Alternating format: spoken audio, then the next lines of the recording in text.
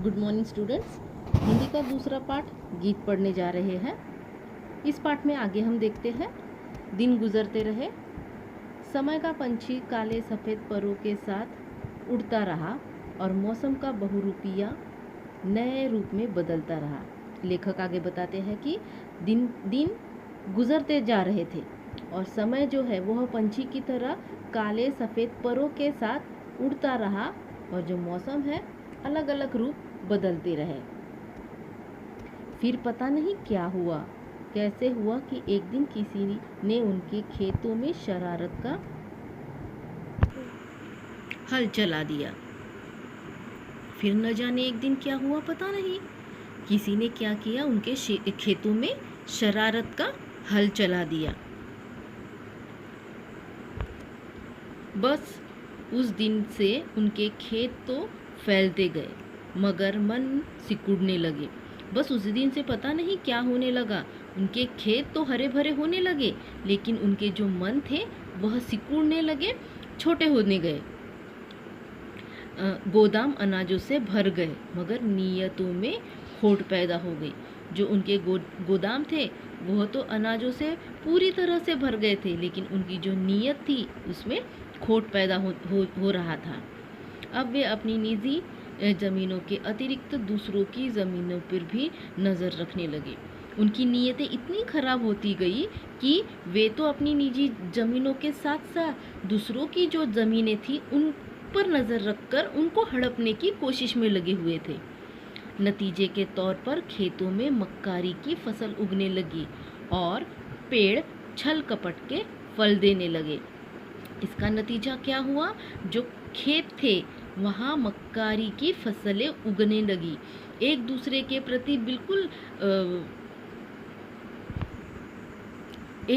प्रति उनके मन में बिल्कुल प्रेम न रहा। एक दूसरे से वह छल कपट करने लगे। लालच ने उनमें स्वार्थ का विष घोल दिया। उनके मन में लालच इतना ज़्यादा बढ़ गया था कि स्वार्थ का विष घोल दिया था।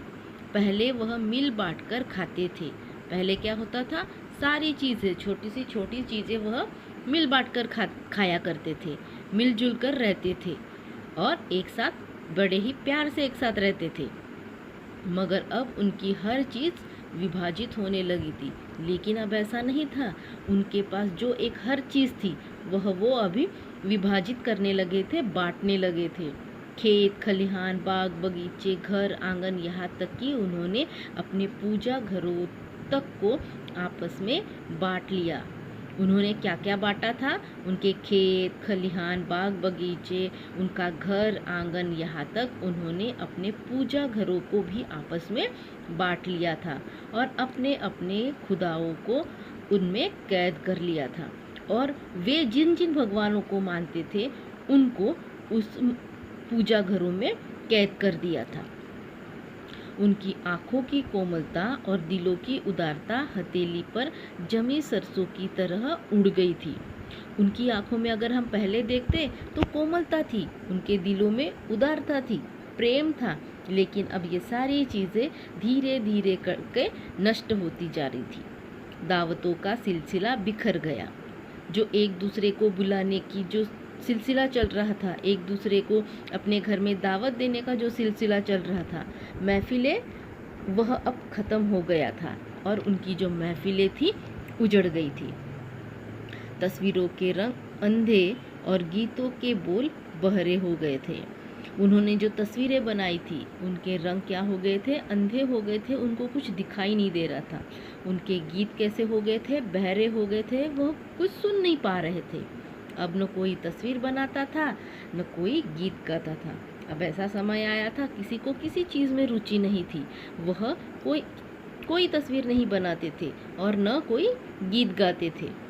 हर घड़ी हर कोई एक दूसरे को हानि पहुंचाने की फिक्र में रहता था।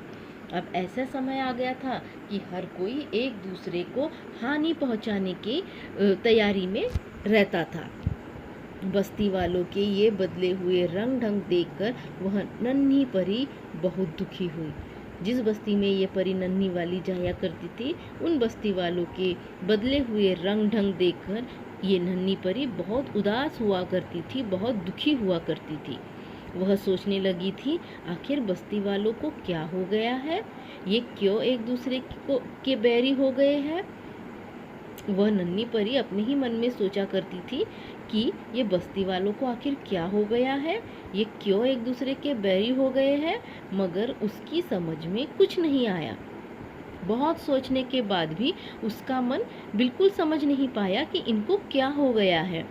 वह अब भी बस्ती में जाती, बच्चों को गुदगुदाती और औरतों के साथ गीत गाती।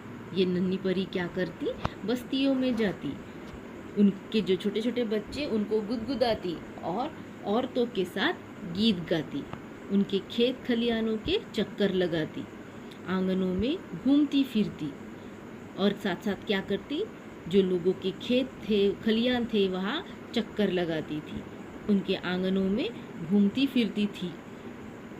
मगर अब वह सब उसकी तरफ बहुत कम ध्यान देते। लेकिन अब क्या हो रहा था, कोई भी इंसान, कोई भी बस्ती वाला उसकी तरफ ध्यान ही नहीं देता था। बहुत कम ध्यान उसकी तरफ दिया करते थे। बस्ती वालों की उपेक्षा के कारण नन्ही परी उदास रहने लगी। जो बस्ती वालों का रवैया था उसके कारण परी जो थी उदास रहने लगी। आखिर उसने बस्ती में आना जाना कम कर दिया। आखिर का जो नहीं होना था वही हो रहा था। वह नन्ही परी अब बस्ती में कम आना जाना करती थी।